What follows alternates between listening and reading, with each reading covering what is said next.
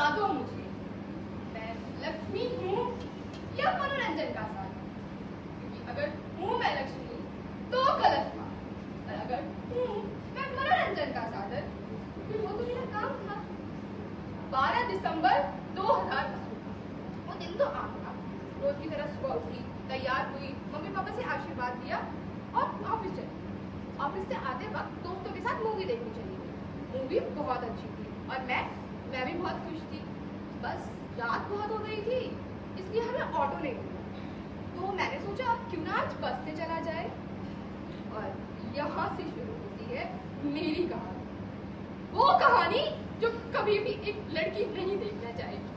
वो चीखें जो किसी ने सुनी हो या ना सुनी हो, लेकिन महसूस हर एक इंसान कर सकता है।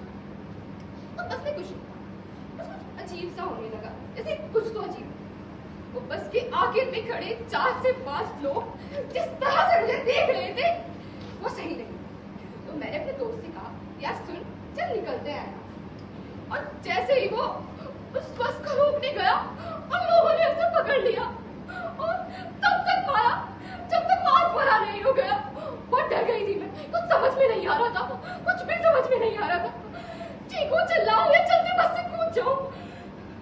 और जितने में मैं कुछ सोचती, वो कदम मेरी तरफ बढ़ रहे थे। वो आगे एकटक होकर मेरे बदन को निहार रहे।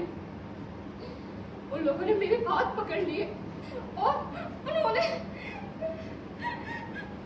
उन्होंने बोला, प्लीज छोड़ दो मुझे, प्लीज जाने दो मुझे। पर उन लोगों ने मेरी आवाज नहीं सुनी और जब उन्हें लगा कि मैं मरने वाली हूँ, फेंक दिया बस से बाहर मरने के लिए।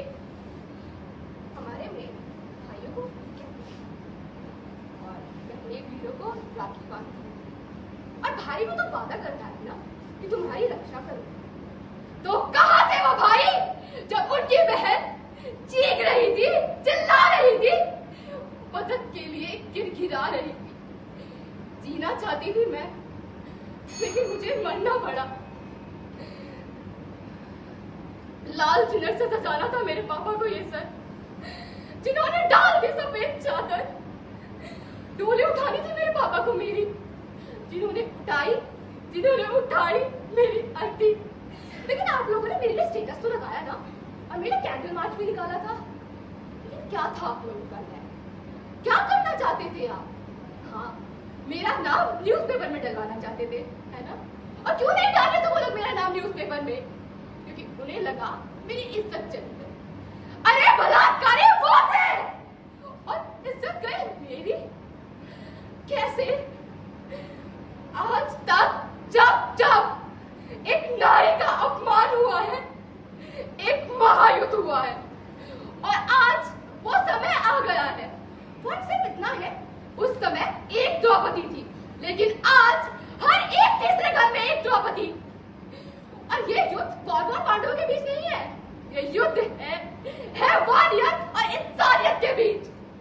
जीतेगा कौन, ये आप पर निर्भर करता है।